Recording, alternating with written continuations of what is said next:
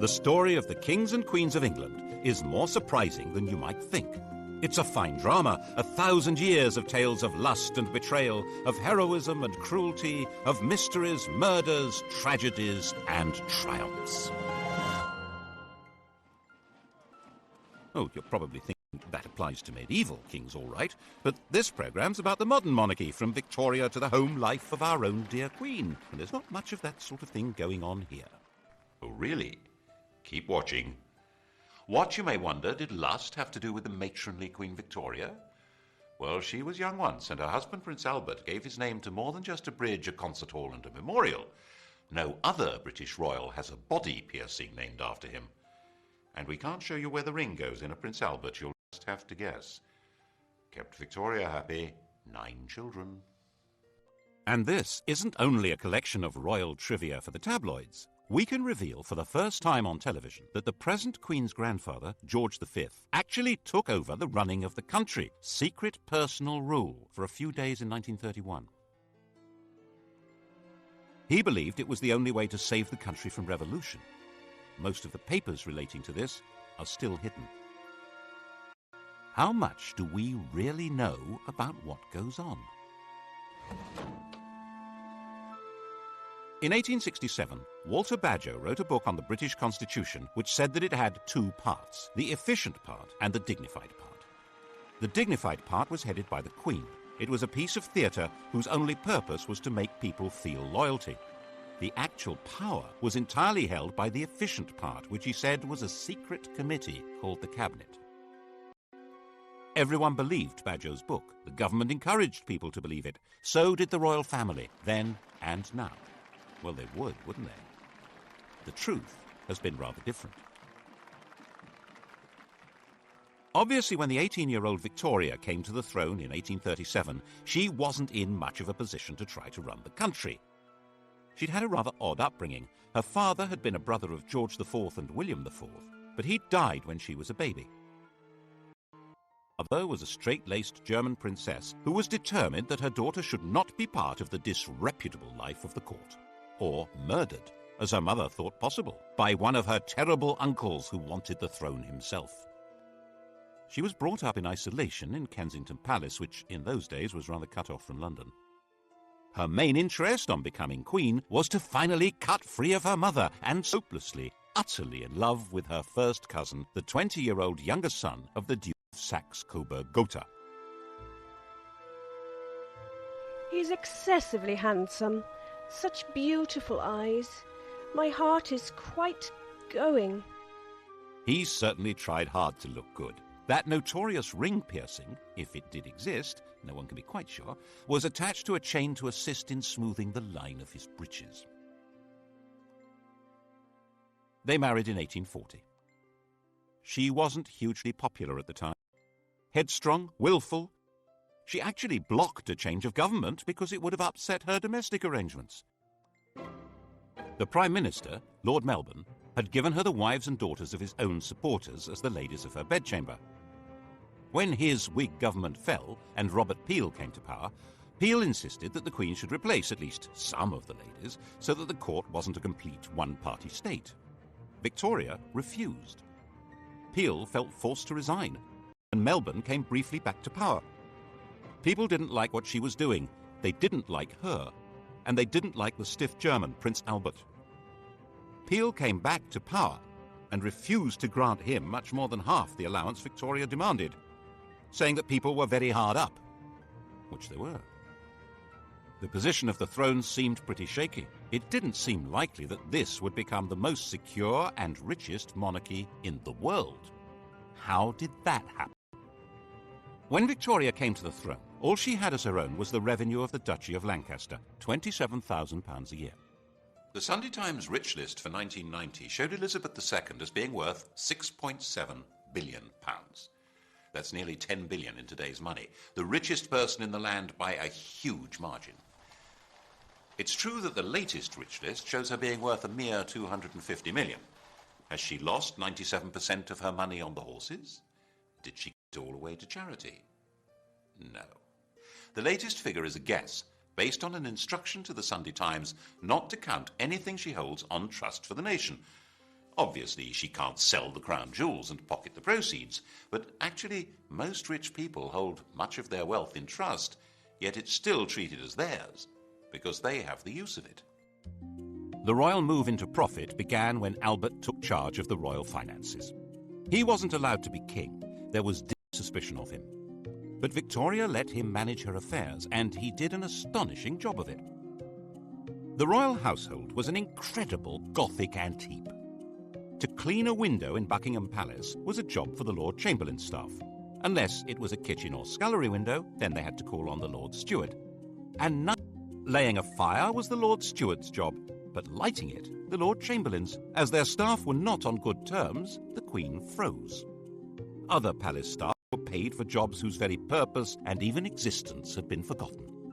Enter Albert with boiling water and a hatchet. He sorted that lot out and cut Victoria's costs dramatically. He had a huge capacity for work and organisation, so when he came up with the idea for a great exhibition of the world's arts and industry, no one should have doubted that he could make it happen. Of course, they did doubt it. They had no confidence in the exhibition hall, the Crystal Palace, a giant greenhouse erected by a gardener. And when they realised that thousands would congregate there, they thought that it would be a rallying point for revolutionaries. The opening of the Great Exhibition on May 1st, 1851, was a thrilling day for the nation and for Victoria. The royal couple began to be viewed with some enthusiasm, and it was quite understandable that the next year an eccentric miser should leave the Queen £500,000 in his will. Albert's influence in government rose visibly, which of course soon put an end to his popularity. By 1854 it was generally believed that Albert the Foreigner was a traitor in league with Russia, forcing loyal ministers out of office. Crowds gathered round the Tower under the impression that Albert and Victoria had been arrested for treason. That frenzy died down, but at the back of it were two things that were going to be permanent problems. One was that the Queen and the consort must have some role in running the country, but that couldn't be squared with any kind of representative government. And the other was that people were realizing that the monarch was making a profit, and they didn't like it. The solution was to conceal what was really happening under a cloak of secrecy, and that cloak is still in place. When I was researching a book on the most sensitive part of this story, I needed to see some papers that should have been released by the Ministry of Defence. The then Navy Minister, David Owen, read the file and released it, but the crucial documents weren't there. He suggested they would have been treated as the private property of the Crown and kept in the Royal Archive. Private. I wasn't allowed in. Albert's own role was pretty secret. He was in reality acting as King of England, but that was behind the scenes. The title he was eventually given in 1857 was just Prince Consort. He took it very seriously and worked himself to death. His last act as the hidden King of England was at the end of 1861 to stop the Prime Minister from sending an angry dispatch to the American government. If it had been sent, England would probably have been pushed into the American Civil War. On the terrible shriek, she never recovered. She retired to Scotland and went into what seemed to be everlasting mourning. She and Albert had built a number of retreats for themselves, Osborne on the Isle of Wight, Sandringham in Norfolk, and her favourite Balmoral. Here she hid for months at a time with the faithful Highland retainer John Brown. He was allowed enough familiarity for the Queen to be widely referred to as Mrs. Brown. Victoria herself could see no reason to take part in public ceremonies like the opening of Parliament. She thought that her hidden role as the head of her government was enough. But that, of course, led many people to wonder why they had to pay for her upkeep at all. She received, as she had done from the start of her reign, £385,000 a year from the government. It was more than she needed. Her court was nowhere near as expensive as, for instance, George IV's had been. And without her being visible, many people could see no point in her having this money. By the 1870s, there was a strong Republican movement expressing itself in newspapers, large public meetings, and in Parliament. The nature of the country was changing dramatically. New industrial cities were darkening the landscape with smoke and soot. A new kind of society was formed, a society of factory workers and low-paid artisans, of builders and miners and metal workers. These were people outside the political world, with no natural attachments to traditional political structures. And there were a lot of them. The anti-royalist head of steam built up every time Parliament was asked for extra grants to Victoria's children when they came of age or married. But in fact, it was very probably these children who saved her throne. No British statesman wanted to see the royal family given its marching orders when their marriages offered such a useful back door into the chancelleries of Europe. Victoria's eldest daughter was married to the heir to the Kaiser of the new German Empire and was a strong and useful influence on her husband and a thorn in Bismarck's flesh. The heir to the British throne, Albert Edward, had married Alexandra, daughter of the King of Denmark and sister of the King of Greece. The Greek crown had actually been offered to another of Victoria's sons, Alfred. The Greeks had sacked their own king and held a national vote on who should get the throne. 95% of them voted for Alfred, who was at the time an 18-year-old midshipman in the Royal Navy. The government made him turn it down because they had promised to keep their hands off Greece. Never mind. It went as a sort of hand-me-down to the son of England's good friend, the King of Denmark. And in 1874, Alfred married the daughter of Tsar Alexander II, which was jolly useful given the Anglo-Russian competition on the edges of India. These were marriages that would produce. Died in 1901. She had over 90 living descendants. It was a full-time job just getting them birthday presents. The rulers of Germany, Greece, Romania, Norway, Russia, Yugoslavia, Spain, and Sweden would all trace their descent from this stout little lady. There was a downside to this royal intermarriage. Victoria was a carrier of haemophilia, the condition that prevents blood from clotting, and the Spanish, Prussian, and Russian royal families were consequently affected by it. But even if the British government had known about that, they wouldn't have shed many tears over it. As a system for exercising influence abroad, the monarchy was well worth the money. It also ought to have the advantage at home of inducing people to be loyal to their country even if they detested its government, which was obviously very useful if you ran that government. But to sell monarchy to the British public, that monarchy needed rebranding. Enter, in 1867, a new Tory Prime Minister, Mr. Disraeli. Just the man to do it. He flattered, flirted, and lured Victoria out of mourning and back to public life, creating her Empress of India, turning her into the Queen Empress. Britain was now a world power with an international trade that dwarfed all others. Its navy dominated the oceans, and its empire expanded on the simple principle that trade follows the flag. And if the Union Jack is flying in each remote corner of the globe, then other flags aren't. The problem was for a small country with a very small army to rule ever more of the Earth's surface. That rule couldn't be maintained by force. It required the consent of the governed. And the grand theatricality of Disraeli's Victorian imperialism invited people throughout the empire to take pride in being subjects not of a bunch of industrialists and politicians, but of a prim and matronly great sovereign. Victoria became the logo of the British Empire. Her portrait spread all over the world, thanks especially to the introduction of postage stamps. Her statue would appear in virtually every ambitious town and city of the British Empire. And where there was no statue, there would certainly be a Victoria Street, or Victoria Park, or Victoria something. The whole process came to a glorious climax in her Golden Jubilee of 1887. The great processions in London of representatives of her dominions were followed by an eruption of ugly public halls, clock towers, fountains and statues, disfiguring public spaces over about a quarter of the planet. By the time Victoria died, hardly anyone even remembered that her throne had once seemed endangered.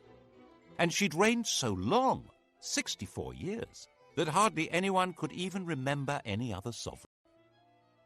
Her death in 1901, 22 days into the new century. Now, Britons would leave the 19th century without the security of the great mother hen.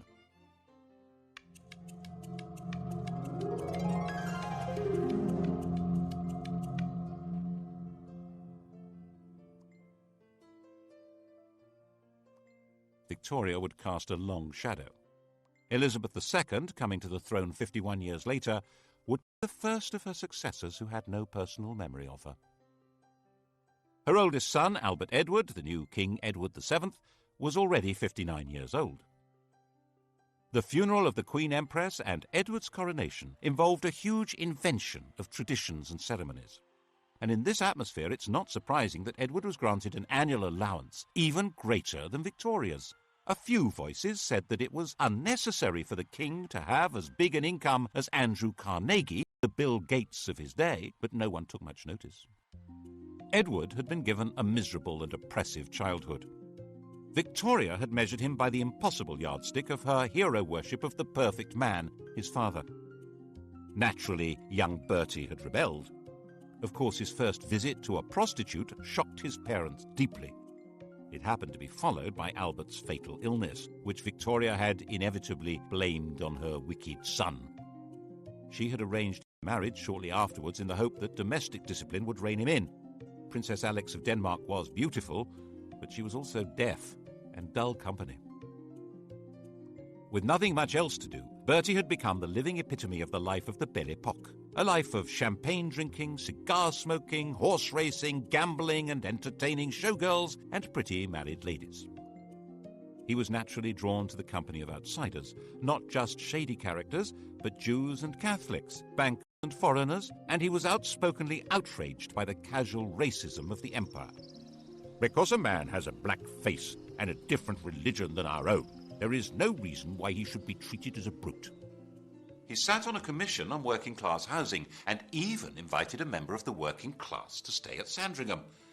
Admittedly, the man in question was an MP and a fellow member of the commission, and he had to eat in his bedroom because he didn't have the right clothes to come down to dinner. But still... By the time Edward came to the throne, he was a big, fat old man with a social conscience and a comforting mistress, Alice Keppel, who understood him perfectly.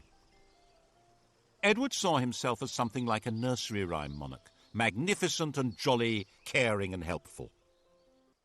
In 1903, completely ignoring his government, he went to France and started negotiations for a treaty that would become the Entente Cordiale, isolating Germany. He detested, which guaranteed that if Germany attacked France, Britain would go to war. So that's what happened in 1914. He determinedly resisted any increase in democracy in Britain and was a firm opponent of votes for women. The crunch over his reactionary views came when Lloyd George planned to introduce old age pensions in 1909. To raise the cash, there would have to be new taxes on income. The Tory majority in the House of Lords voted down what was called the People's Budget, and when the Liberal government drew up legislation to take that power away from the Lords, they voted that down too, obviously. So the Prime Minister told the King he needed to create about 250 new peers to swing the vote. Edward was not enthusiastic. Would he actually defy the government? In May 1910, in the middle of the battle, he died. In 1910, Edward's 44-year-old son George inherited the throne.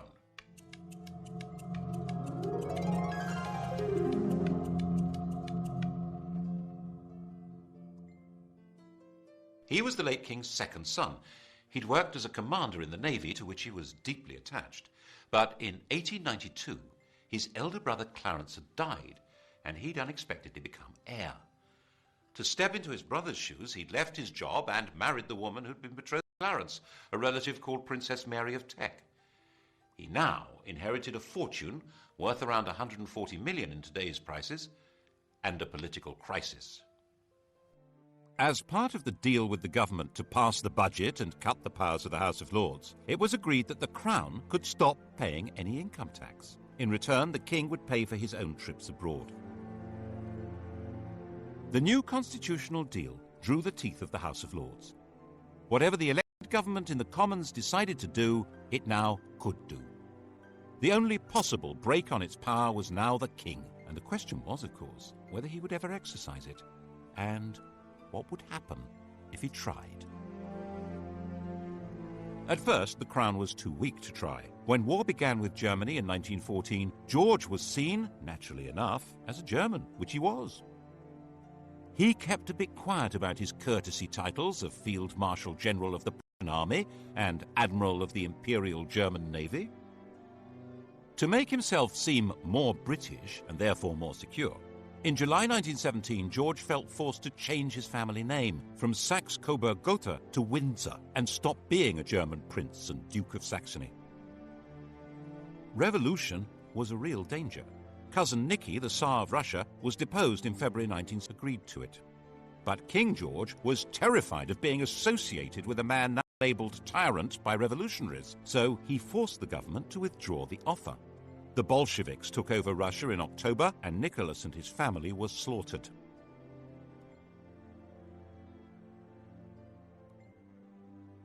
To protect the king's reputation, it was put about that Lloyd George had refused to rescue them, despite the king's pleading. Then in November 1918, a German revolution forced the Kaiser, Cousin Willie, to abdicate, and Germany gave up the war. The whole political landscape had been transformed.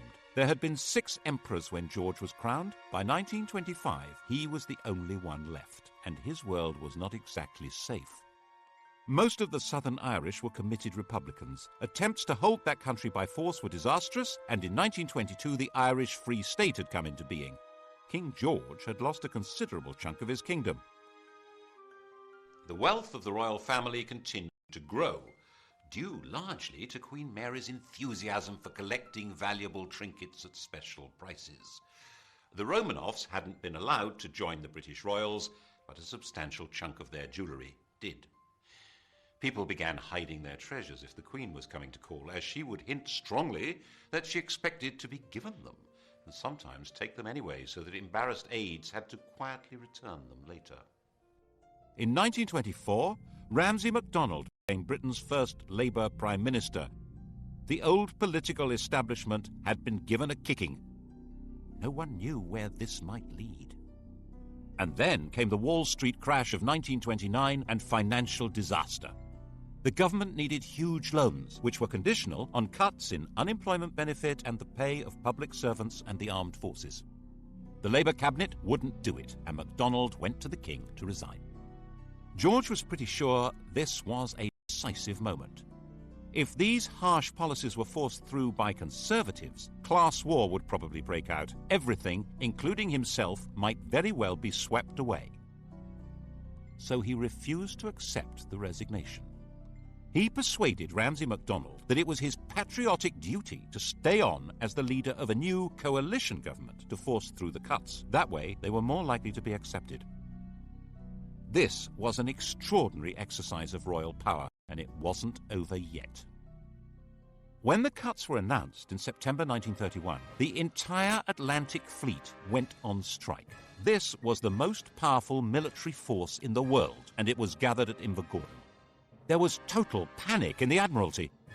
Mutiny! The intelligence service, all the disaffected, including the police, on the way. The financial markets went into a tailspin, and the Bank of England was forced to stop exchanging pounds for gold, going the gold standard. The Admiralty drew up plans to bombard the mutinous fleet from the land and sink its own ships. And the King decided he had to save the Navy and the country. He knew sailors. They weren't revolutionaries. They just needed to be spoken to in the right way. In complete secrecy, he took control, appointing a retired admiral to deal with the situation. Admiral John Kelly was not appointed by the government or the Admiralty and was instructed not to report to them, but directly to King George. He offered the sailors a deal. If they sailed back to their home ports, the King would see to it that their grievances were taken seriously and they would not be punished. It was a sensible approach, and it worked. But all evidence of the King's role and Kelly's appointment was hidden. We're not supposed to know what power royalty can wield. Of course, the bit about mutineers not being punished was a lie. Once the danger was past, the leaders were identified and quietly removed. The following year, 1932, King George gave the first Christmas radio message. He was now a presence in homes throughout his empire.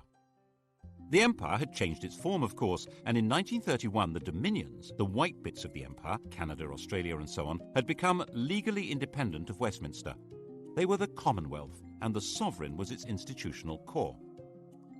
As part of his programme to make the monarchy seem British, and so he hoped more secure, he decreed that his children need not marry partners of royal descent. This would indeed transform the position of the monarchy. But but not in the way he expected. In 1936, when George was 70 and dying, his doctor, Lord Dawson, decided to ensure that the death would not be reported first in the vulgar evening papers. You've heard of Lord Dawson of Penn. He's killed any number of men, and that's why we sing, "Oh God, save the King," from Bertrand, Lord Dawson of Penn. Lord Dawson met the Times' deadline by giving the King a fatal injection, called a whiz-bang. George was told he would soon be convalescing in Bognor. His last words were, "Bugger Bognor." The Times was told he'd said, "How is the Empire?"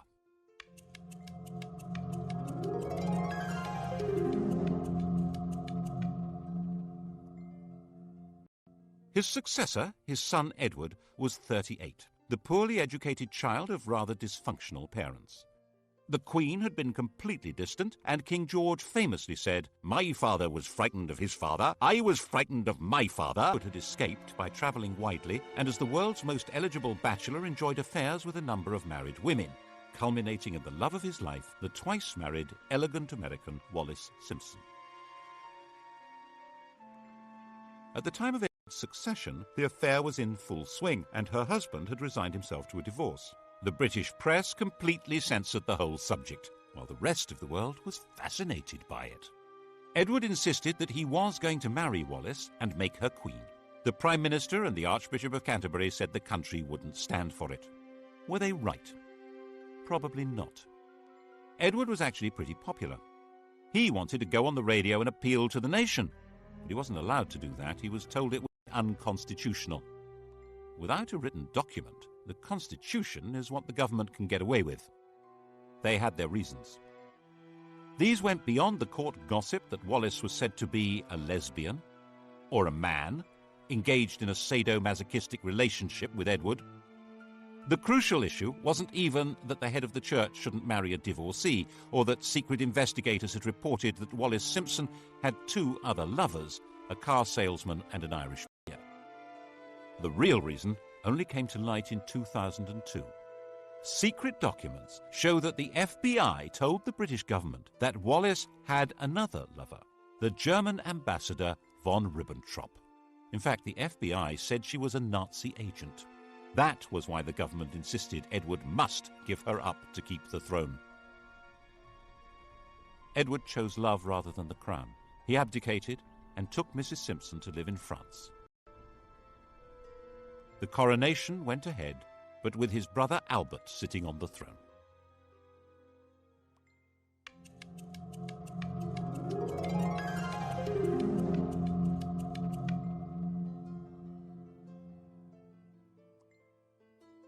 Albert was crowned as King George VI.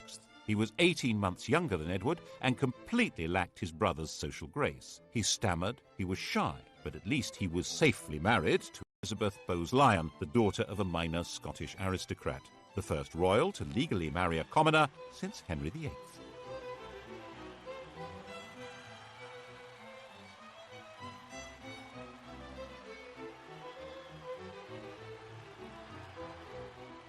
George didn't have much in the way of winning ways, but his wife, enraged at what Edward had done, was determined to help him through. She arranged speech therapy to cure his stutter. But when war with Germany began in 1939, they were not seen as a rallying point for patriotic fervour, especially as they had publicly supported Neville Chamberlain's appeasement of Hitler. George VI and Queen Elizabeth, that's the woman we remember as Elizabeth the Queen Mother, refused to allow themselves any doubt as to the outcome of the Second World War. When Buckingham Palace was bombed, the Queen said she was glad. It meant she could look the East End in the face. At least it meant the royal couple wouldn't be booed anymore when they visited other people's bombed-out homes. Actually, while they spent their days in London, they retreated for the night to Windsor, which was considerably safer. Nevertheless, they did have one really narrow escape. As the war went on, the royal couple became more and more identified with Churchill as the spirit of Britain, dogged in their determination to see Nazism defeated. When the victory celebrations came in 1945, it seemed natural that they should revolve around Buckingham Palace. By the time of his premature death from smoking in 1952, this shy country gentleman and his queen had gone a very long way to restoring the monarchy to its central place in British life. It had vanished virtually everywhere else. There had been 16 monarchies on the continent of Europe when Victoria died. Now there was only Sweden. Monarchs were restored to Belgium, Holland, Norway and Denmark, but as a pale shadow of the old European royalty.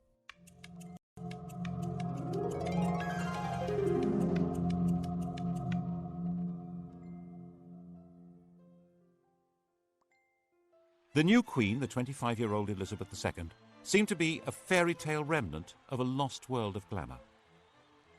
Her coronation was a celebration of pageantry itself in a country that was a vast bomb site. 4 houses out of 10 had been damaged or destroyed.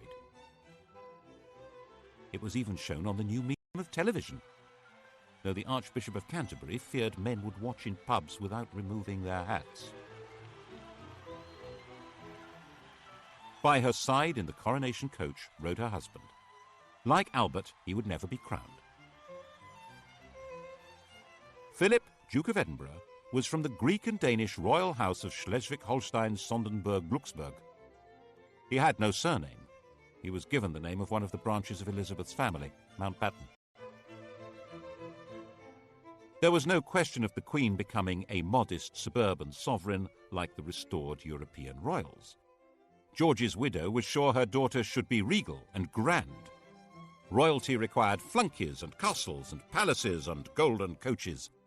She herself made do with 6 cars, 3 chauffeurs, 5 chefs, 2 pages, 3 footmen, 2 dressers, and 30 secretaries, maids, treasurers, and housekeepers.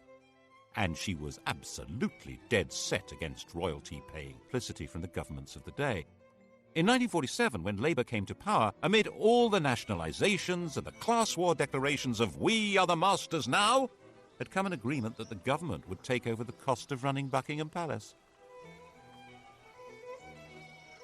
Now the Conservatives said the government would take over the cost of the royal train and royal visits abroad, and freed the Queen from paying tax on property, apart from rates on Sandringham and Balmoral.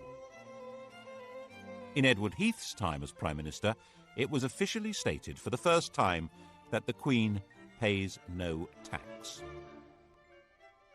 In 1973, she was exempted from the new Companies Bill that could force shareholders to identify themselves even if they hid behind the names of nominees. Her shares are hidden in a company called the Bank of England Nominees, which can only be used by heads of state and is uniquely exempt from disclosure laws. And in 1965, when a Labour government introduced capital gains tax, they declared that the Queen is exempt.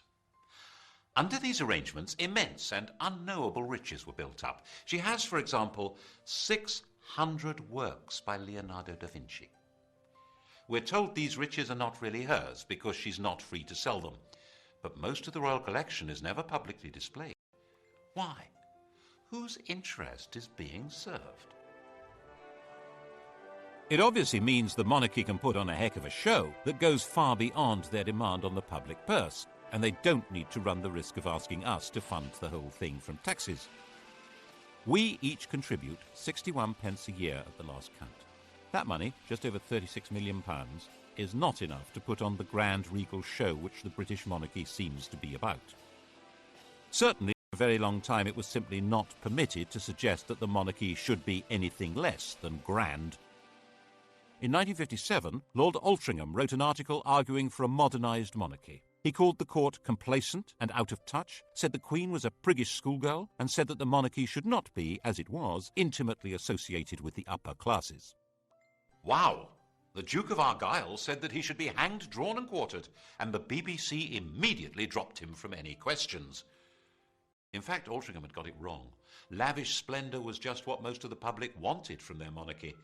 They would have despised a queen on a bicycle. They wanted to be deferential. They probably still do. And there were 20 more years of this kind of thing to come. In 1977, the year of the Queen's Jubilee, the Sex Pistols' anthem "God Save the Queen and Her Fascist Regime" was banned from being broadcast, even when it outsold all other records. The imperial title had already disappeared in the days of George VI, when India and Pakistan became independent. The empire became the Commonwealth, and of the 58 past and present members of that vague organisation, only 16 have Elizabeth as their head of state, and falling. Why did it matter so much to protect and sustain royalty? Partly, perhaps, it's more to do with the Queen herself than the institution of monarchy. Elizabeth I, Victoria, Elizabeth II, the rule of elderly matriarchs seems to be particularly proper to the English. And it may provide important social glue. As the population of Britain became more heterogeneous, with substantial immigration from Commonwealth countries by people who feel excluded from political life and often from the legitimate economy, perhaps there was a hope that the Queen would be a focus of patriotic attachment. After all, she's the linchpin of the Commonwealth, its graciously enthusiastic figurehead. And promoting the image of a glamorous and golden royalty above and outside politics that is synonymous with Britain may be a very useful way of creating legitimacy for a state that might otherwise look rather shabby. The last great moment of this Mrs. Camilla Parker Bowles, Alice Keppel's great-granddaughter. Diana said that on the honeymoon he was more interested in reading 8 books by Laurens van der Post than in her, and he wore Charles Camilla cufflinks. And when she became distressed, she felt strongly that the royal family turned against her. In 1992, it all blew apart in what the Queen called her annus horribilis. Her second son, Andrew, separated from his wife Sarah Ferguson, who was pictured topless being kissed by her financial advisor. Her daughter, Princess Anne, divorced Captain Mark Phillips. Charles and Diana split up, with spectacular accusations being made in the press and on television. And Windsor Castle caught fire. That was when the ground really began to shift. At least when it was explained that the £40 million repair bill would be paid by the public. There was a huge collective breath of, "No, it won't." And so the Queen decided it would be much the wisest thing to offer to pay 70% of the cost. She opened up some of her homes to the public to raise the cash. There was still astonishingly little direct criticism of the Queen. In an age when television and the press have the power to pull down anyone, the Queen and her mother were treated with respect, even devotion. But the rest of the royal family had become fair game and were subjected to a ferocious assault of public humiliation. Why did we support the royal family and all their wealth? Why were we giving them all this money? The press pack was baying at their heels and refund the parliamentary allowances received by other members of the royal family. But things didn't get any better. And the Queen herself began to be criticised in 1997, when Princess Diana was killed in a car crash in Paris. We all remember the shock and horror and the debate about the lack of public reaction by the senior members of the royal family. There was a widespread feeling that at that moment they were not in fact part of the nation. Was the programme started by George V of integrating the monarchy into the life of the nation coming unravelled? Instead of the monarch playing the role of warning and advising the Prime Minister, which is supposed to be her constitutional role, the Prime Minister warned and advised the sovereign to take public action. She had to be seen to grieve, or the monarchy itself might be in danger. And now we wait to see what happens next. The heir to the throne and his mistress are forever tainted with the image of the princess that was publicly destroyed. The Queen is an old lady, with a reign that begins to rival Victoria's in length. Can anyone be certain that the country would accept her son as king? There's always been a bargain at the heart of monarchy in this country. The monarch has always been dependent on the people. That bargain has been the key to survival. It began when William the Conqueror realised that he and his friends couldn't actually run a country where they didn't speak the language, or know the laws, traditions, or even the geography. It was restated in a series of crises in which monarchs who tried to rule without consent were simply dumped. Matilda, Jane Grey, Richard Cromwell, James II. And to give that consent, people need to feel that the sovereign is entitled to be there and respects laws even though no court can enforce them. Laws which today probably include having to pay tax. Partly, of course, the institution is sustained by the character of the Queen herself. Faced with enormous pressures and a job from which there is no possibility of rest, she has retained a calm resilience and exquisite constitutional carefulness which guarantees her a respectful place in history. Then what? The British monarchy is certainly a great addition to the gaiety of nations. Partly as a soap opera, partly as a walking, talking anachronism that makes other heads of state visibly uneasy. But it does come at a price. And whether the price is too high for the continued survival of this most extraordinary form of government, well, that, of course, will be the surprise ending.